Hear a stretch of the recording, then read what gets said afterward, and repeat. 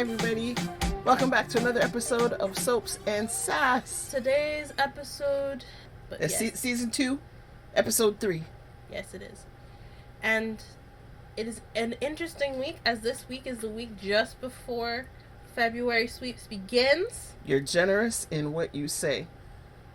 Because I didn't think the week was all that interesting. It was pretty much a dud for a lead-in. I agree. It's just that we are heading into February sweeps officially next week. Woo! We officially get Kirsten Storms back in the second week. Yes. I'm happy. Yes. But things that happened in this past week's episodes have me mad. Well, all right. Why don't we talk about it? If we must. We will. Which we must. That's why we're here. All right. Let me give a recap. So, on Monday, Sunny manipulates Ava, telling her to stay away from Sidwell, which she promptly runs to Sidwell and does, as Sunny expected. Jason voices his concern for Britt. She's in trouble. I gotta help her. Jordan brokers an introduction between Brick and Curtis. Didn't go the way I thought. Actually, it was very civil as compared to the introduction between Brick and Isaiah. Joss turns to an unlikely source for help. Since Brick is in town, she asks him how to cut the power to Spoon Island. Yep. Curtis is relieved. I don't know about what, but he was relieved. On Tuesday, Jason is a man on a mission. Because damsel in distress and all that. Jocelyn makes a bold move. She blows up part of the power station to Spoon Island. Lucas questions Britt because he finds her at Wyndemere and wants to know why she's there. Carly catches up with Lulu and Charlotte, and then Charlotte disappears moments later. Tracy suffers a setback. She's going to retrieve their heirlooms from Drew's in the middle of the storm because Willow is not there and Drew is in hospital, only to find Martin camped out at Drew's place. We never did find out how Martin came to be there, did we? Okay. On Wednesday, Tracy makes a surprising discovery. Martin is still sore with her about her involvement in his breakup with Lucy. She ruined his life, is what he said. Trina voices her pain when her mother shows up very unexpectedly and rudely at her door. Valentine is alarmed to find out that Charlotte has gone missing. Lulu turns to Nathan for help in finding Charlotte. And Gio and Emma are waylaid by the snowstorm because they were on their way to help Tracy over at Drew's. On Thursday, Jason plays the hero and rescues Britt. That was interesting-ish. Carly gets good news. Charlotte has been found. So she tells Valentine. Nathan lets his guard down. Baby Sass will tell you he should have kept that up and on lock. Molly shares her news with Cody. She has a possible book deal, although she's very distressed about it. A duo shares a first kiss. Speaking of things that should have been kept up and on lockdown, Lulu and Nathan kiss. But also, Charlotte and Danny. What the heck? What the actual heck? I saw it coming. Well, you couldn't miss it in this particular episode. I don't know about before. Before you saw it coming. Okay. On Friday, Carly makes an offer. Valentine can stay in the guest room because they've reached an understanding. They see each other differently. Also, it's freezing and, yeah. No one's coming by. Right? He can't die in her attic. What would she do then? Jason connects the dots after Britt fills him in and realizes that the WSB is indeed trying to make an attempt on Sunny. This is after Brick debriefed him and said that he had found a lead, and it's looking like the WSB is trying to kill Sunny. Thought it was Brennan, but Brick is like, no, I'm pretty sure it's not Brennan. Don't know who it is, but not Brennan. But Jason is now connecting those dots. Lulu makes a confession. She's got the feels for Nathan. Don't nobody want to hear about that? Well, we don't want to hear about that over at this place anyway. And anybody who agrees that they should be together needs to go away. Okay. That trust me, that's not the word I wanted to use. Everybody's entitled to their favorite couples. I don't know why anybody would want this one, but they're entitled to have it. And it's the wrong one. Rocco's feelings are hurt. He learns that Charlotte and Danny did not tell him about Charlotte's second visit with Valentine, and Portia is rebuffed by Trina. That's a summary of the week. And really, if we hadn't committed to a podcast, I don't know that we would be here. No. We're thinking this is going to be a short one, especially since, the last one was 3 weeks and an hour and some minutes. About an hour and 20 minutes. So really, we kind of owe you a short one this week. But watch, we're going to end up talking for nearly an hour. But anyway, let's go. We'll see. Okay. I'll be very surprised if we talk for nearly an hour. Okay, do you want to rant about Nathan and Lulu off the hop so we can just get that done with? Yeah, pretty much. I'm just like, who asked for this? I mean, I say in fairness, it was very obvious from time. I'm like, probably since he came back, it was obvious. Mm-hmm. And I get it in the sense of like, you've both been through pretty much the same trauma, minus the fact that Nathan was not in a coma, but he's missing 7 years of his life, whereas Lulu's missing about 4 years of her life, so they can bond over that, and you know, she helped him reacclimate into his life, and all this, and all of that. So yes, it makes sense that he's gonna catch feelings for her. But nobody asked you to catch feelings for her. You have a wife who is off in Boston in her own coma. And Nathan said it. He's like, I never expected Maxie to grieve me forever. I wanted her to move on. Understandable. I get that. No one said you had to. I don't know why you're doing it with her best friend. We've had this conversation. But I don't want to have it again. I'll be honest. No, but we said if Nathan could get with anyone, Deanna's the best option. But he's had no interaction with Deanna, which is unfortunate. And as Nathan very clearly explained, he's interacted with her very, very nearly every day since he's been back. That's what I'm saying. And you know, he's all excited when he knows she's going to be in his day, or at the end of his day when she's been in it. And that's the problem. They're trauma bonding. That's why he's got feelings. They trauma bond. Well, all right, whatever the reason, they did it. I do appreciate that Lulu's like, hey yo, you're married to my best friend, and he's like, well, it's like, it don't matter. She still loves you, and if you had not gotten shot and pretty much been dead for the last 7 years, y'all would still be together. So no, ain't happening. And I'm like, stick to it. I know it's not gonna stick to it, but stick to it. Absolutely. Because I don't want that. I didn't ask for it. I don't need it. I don't want it. No. It'll be interesting to see. I would love it, to your point, since we know that Kirsten's coming back. I would really love it if Lulu just shut everything down. Right? She was like, no, I already told you that you were married to my best friend. She still loves you. This ain't happening. And regardless of what she's feeling, she doesn't even remotely entertain or display any kind of affection. I would love to see that. I would love to see it too. But we know it's not going to happen. Yeah. Exactly. It's not a drama. Well, it's a daytime drama, so maybe. But yeah, no. Yeah, okay. Anything more you want to say on that? Yeah, writers, you're my villain of the week. Oh, we could have. Okay. And you had me hot this week for that one thing, because from time I knew it was coming. I kept saying, stop sending this man to this woman's house. This man needs to stop just popping up at this woman's house. I'm like, I get that Chase is now suspended and now has been demoted. I get that Dante is the acting commissioner. I get that Mac has his own stuff. But I'm pretty sure y'all got one other detective who we never see, and y'all could have sent him over there. You had to pick Nathan? Because I'm pretty sure you didn't. Nope. So. Can we talk about some chicken heads of the week? Yep. Okay. Who do you want to start with first? Jocelyn Jacks. I figured as much. Go ahead. What in the world? What in the world? I mean, she started off good-ish, right? I mean, Brennan told her to stay away from Spoon Island. Yes. She decided she knew better. She was going to get the goods. I don't know what all she's trying to prove. I really, really, really don't understand what's happening in this young lady's head. So off she goes to Spoon Island. She's searching the place for who knows what. And then Cullum, a.k.a. Matthew, the groundskeeper, caretaker, whatever, walks in and she's like, wait, what the? So she manages to tiptoe out the room, and then she decides, rather than escaping, she left the room. Yeah. And she went into the back. We saw her go down the hall. Right? Yeah. You can't tell me Wyndemere don't have but them 2 doors. Windemere's got doors all over the place. It's a big place. Also, can we just, for a very brief moment, what the hell was that when we see in Wyndemere? That house looked like the press. Like I was gonna say, Gone with the Wind or something. What in the world? I'm sorry, that house looked like a plantation house. It did. That's why I said Gone with the Wind. I know you ain't never seen the movie, but good Lord. This is supposed to be a castle with turrets. That's what it was, right? It's a castle. We know this. We've had people falling off of the parapets. Where were the parapets in this White House? What?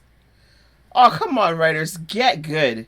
Dewberry, that was ridiculous. That was absolutely ridiculous. That was a good call out. Thank you for also- reminding me of that, because I was vexed. Also, when like they open the door and you look, like they just like the way the house is set up, even in like the entryway, it's like it's stone. It's Yes. full on stone. It's not like wood paneling. It's not like It's not bright solid white. wall. It's stone. brown or black. Yes, exactly. So why is the outside the house looking like, again, was a that supposed to be plantation house? but infrared binoculars or something? Well, the stone ain't hot. So, and it didn't even look like there was like even remotely swirling snow. I don't remember seeing snow in that. No, It there was just none. That's so the other thing that ridiculous. pissed me off is like you're telling me there's a storm happening. They're in the middle of a storm. The roads are blocked. I get the snow is fake, but you couldn't have and I get you kind of need to see the people, but you couldn't make it actually look like there's flurries out there because Valentine goes out Carly's back door. And it's like he comes back. It's like I couldn't see my own hand in front of my face. And you see two flakes drop by. This is what I'm saying. Was there like an awning over the back This is porch? what I'm saying. At least when you have a rainstorm, it looks like you're having a torrential rainstorm. Seriously, like make it believable, right? Because when the night Drew was shot, it looked like it was raining. It did. So yeah, come on. These details are important to the viewer. Set the scene, y'all. Come on. But in any case, since we actually had the storm, we know what it was like. Like, what do you? That's true. We were having a pretty bad storm that week. So the other thing, so where I was going is, so she's gone down the hallway. Yep. She could have left the property same way she got onto Spoon Island. She could have get off of Spoon Island. Well, or she could have hit up in one of the guest. She could have done something. She could have, but I wouldn't have gotten off Spoon Island just because, as we know from what Britt was telling us, the waters were not right. Okay. So she wouldn't have been able to get off. But you're right. She should have gone to like one of the guest houses or something. Right. Go cuddle up with the horses if there's still horses on Spoon Island. My sister, she come in. Uncle Lucas, are you here? Well, what the hell door did you come through? You talk about Uncle Lucas, are you here? You didn't come through the front door. How you get in? How you get in? No. So, as we know, when she entered the house the first time, she went through the back door. I'm saying for Matthew's benefit, what door did she supposedly come through that she's in the house?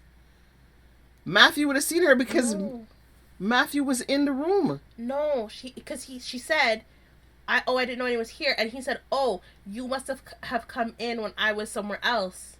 He said that. Sure. Okay. Well, whatever. So she was likely walking around the house, or in his mind, he's somewhere else in the house. She walks through the front door and she's calling out for Lucas, and they're not crossing paths for him to hear her shout it until she pulls that move. I mean, whatever nonsense. My goodness, it just absolute BS. And then Matthew's supposed to be the groundskeeper, but he looking at her all sus every minute that she could see. Not when she has her back turned, he looking at her sus. And he asking her all kind of questions. He's a very nosy groundskeeper. That is what I'm saying. The end of the episode was creepy AF. Yes, the whole thing. He's just asking her all kind of questions. And she's so dumb. She thinks she's got one up on him. Well, she really don't. No. She really don't. But I did like, I know we're mad at the writers this week. I understand all that. But I did like the reveal that Cullum is posing as Faison, because he had the same book that Anna saw, and he had Faison's cigarillos. So I appreciate the confirmation, because I done figured, because it got some kind of droopy features. Mm-hmm. So I already figured that he was playing Faison, but yeah. But Joss, you ain't that smart. I'm sorry. No, just stop. Now you're gonna be in trouble. Jason's gonna have to come rescue you again, or they're gonna throw you in the room with Anna, or whatever the heck they're gonna do. This is not gonna end well for you. Because here's the thing for me. It's not. Here's the thing for me. As Jack said, Cullum doesn't know what Joss looks like. He just knows that there's an agent who's really good and whatnot, and then her file is really good.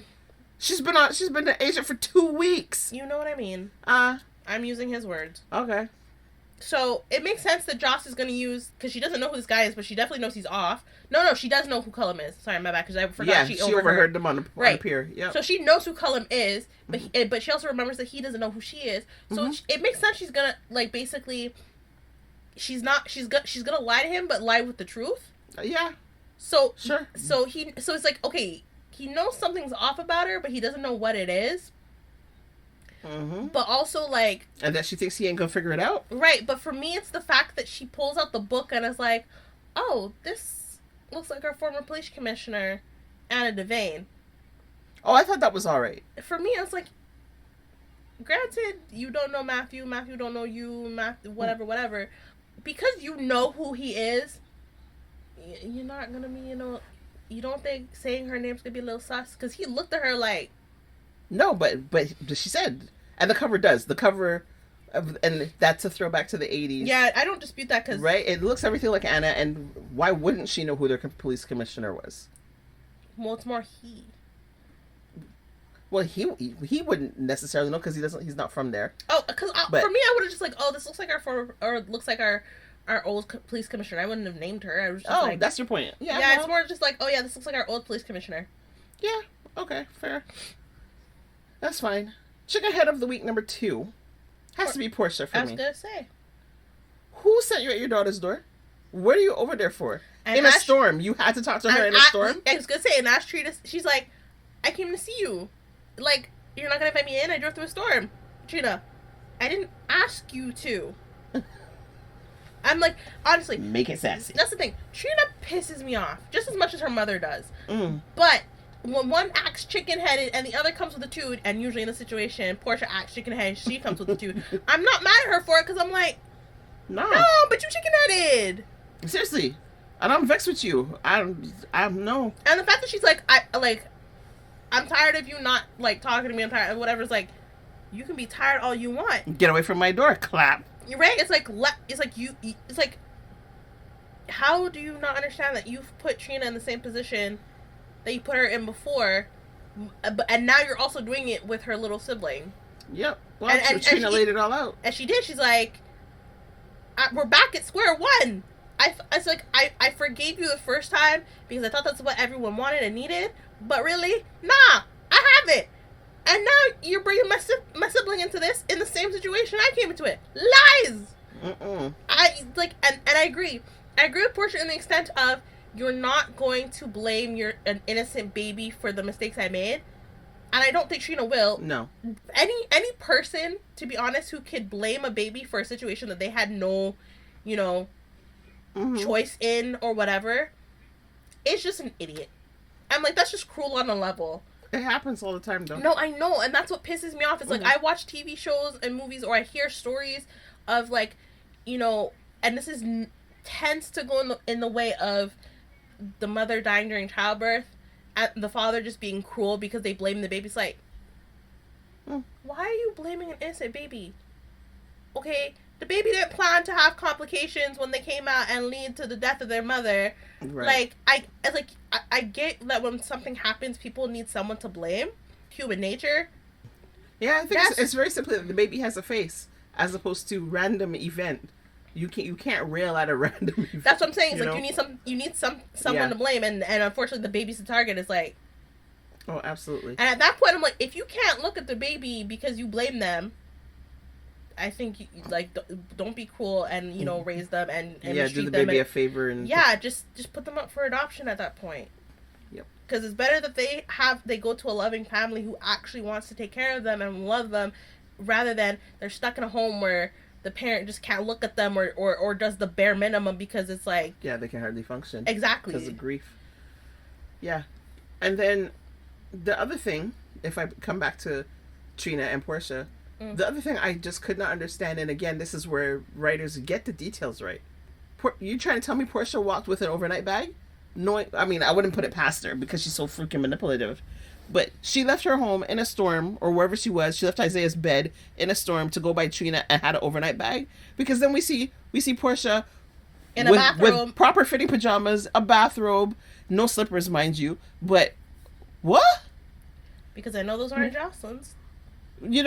As opposed to in the same clothes you had, or maybe a t-shirt that you were wearing under your sweater or something. Yeah, what are you doing there? Or maybe I'd be like, or maybe like Kai left some, clothes, and because Kai is bigger than Trina, Ew. I agree, but Trina's tiny. Yeah, well, I know. They can't possibly. And Joss ain't any bigger than Trina, so.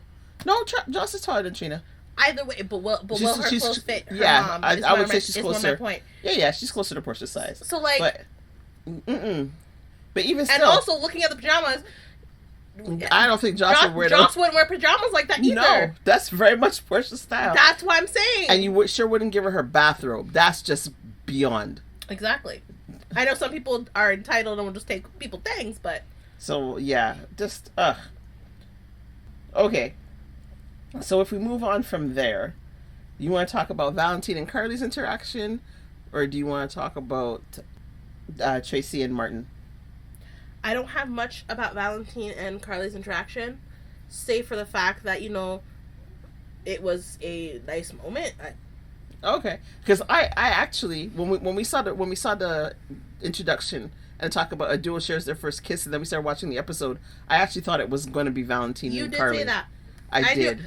And honestly, I don't mind them as a couple either. I didn't think they were going to kiss in that moment. I thought maybe later they'll, like, that is maybe the start where they end up developing a closer relationship, which will lead to them being together. But I didn't think they were gonna kiss in that scene. There's a relationship I'm good with. I'll be happy if they get together. Also, I'll just be happy if Valentine stays on the show because, you know, Valentine's my guy.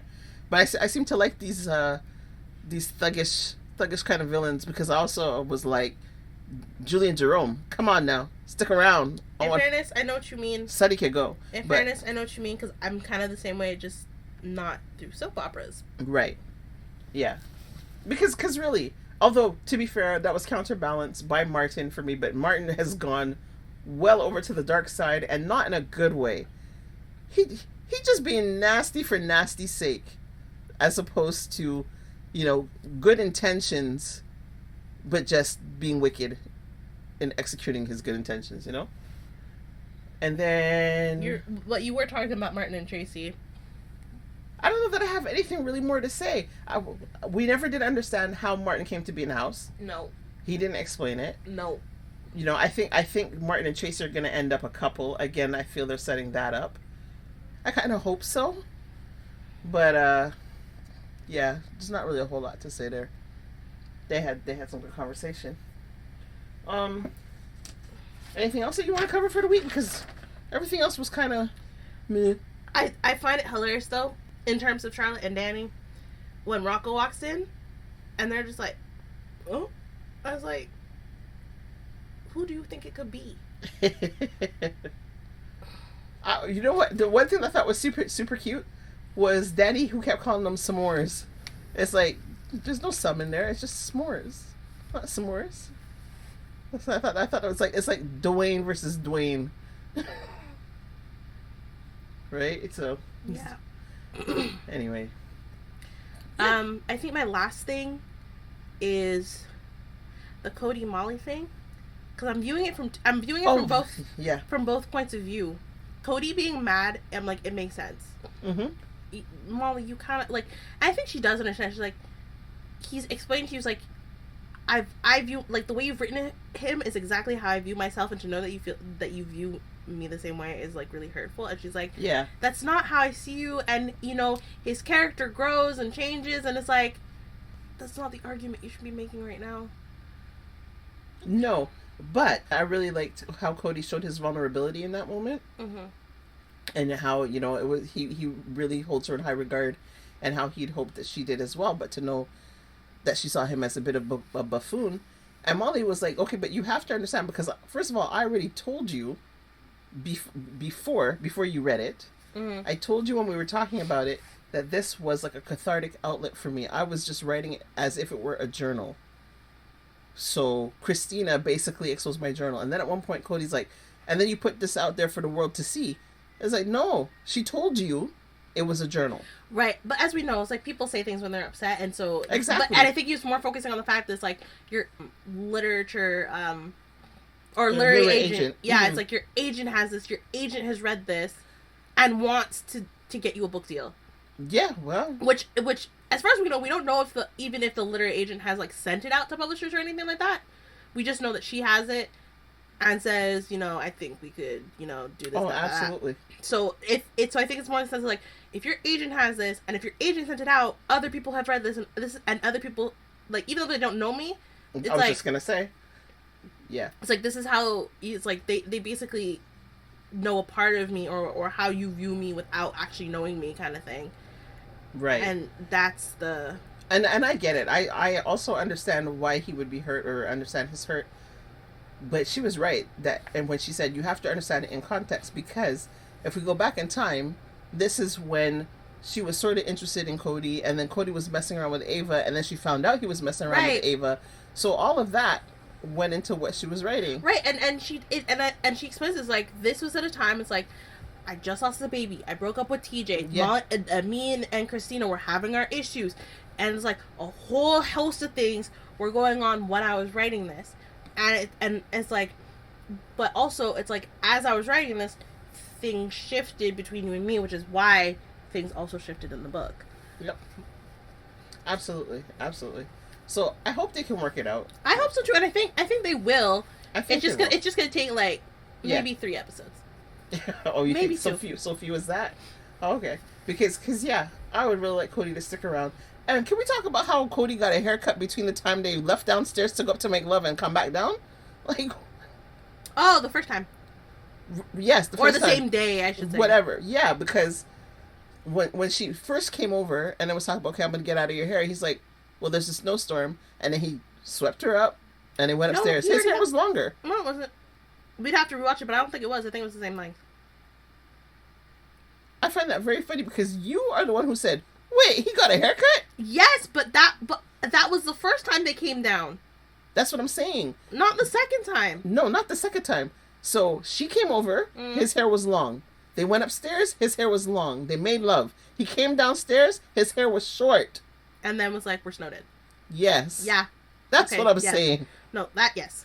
That's what I'm saying. Okay, I Then they thought- went up and made love again. Okay, his sorry. hair was still short. No, I thought you were talking about they came down the first time, they went back up, they came down the second time, his hair was cut. I was No. like, no, was it? No. From the time she arrived, which apparently was all the same day, which I was very confused, but But yeah, you know, it's been 6 episodes in since fairness we've seen though, them. I like this haircut on Cody. Oh, I like it too. It's I very just nice. like- okay. One thing I must say though, If you must. I must. Oh my Okay. god, Cody, what the hell are you wearing for bottoms? Like, are these the long? Because are these the long johns you were wearing when you were stuck on the roof? Like, what are you wearing? Sir. Also, I can see the cut of your boxers. Like, it's what the pants you're wearing are very tight upon you, sir. I mean, I feel like I'm watching Shakespeare and he's in a doublet. I wouldn't have cared if you just came down in your boxers. I mean, whatever. But in this case, because you came down in pants, where are the sweats? Maybe he cared. Where are the Because sweats? I thought they were sweats at first. I was very confused. I So mean- his legs are covered up in long johns, and she come down in a shirt while her legs are exposed. I'm like, sir, sweatpants would have been perfectly fine. They would have been. But anyways, okay. So we talked about our comedy moments. Yes. Actually, I didn't talk about mine, which was Val scurrying up the stairs when Brennan showed up at the house. Oh, did I talk about for comedy moment when Brick just must have? No. So, Oh, yeah. I guess we didn't talk about the comedy moment. No. My comedy moment is Brick spitting out his water when Joss calls and asks him, "So how do I, blow up a fuse box, or tamper with a fuse box, or whatever?" She said, "How would I cut the power to Spoon Island? I'm Right. doing a study for my environmental whatever." My man spit his water out quick, fast. For real. And he was just like, "Little girl," He's like, aside from that, breaking so many laws. It's like, y'all really take me for a mock stick. Y'all just tell me some foolishness and think that I'm like, yeah, okay, I believe you. Man, Brick didn't work in intelligence for nothing. You already talked about what had you hot. You talked about who called for that with Portia and Trina. We talked about where did Portia get the PJs for Make It Make Sense. I will say though, thank God we finally have a mention of Taggart. Granted, we don't know where this man ran off to, but at least someone mentioned him again. Yes, indeed. They at least acknowledge his existence. Yep. And then again, writers, did you put something on the cutting room floor that wasn't supposed to be there? Or were we supposed to infer that Britt and Jason made love Nope. to get her warm? I didn't infer that at all. Okay. I that's just fine. inferred she took off the wet clothes. Okay, cool.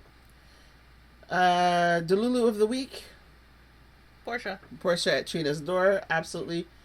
Make it sassy. Trina. We had Trina, which we agree. And then your villain of the week. You talked about this already. You already said you called out the writers.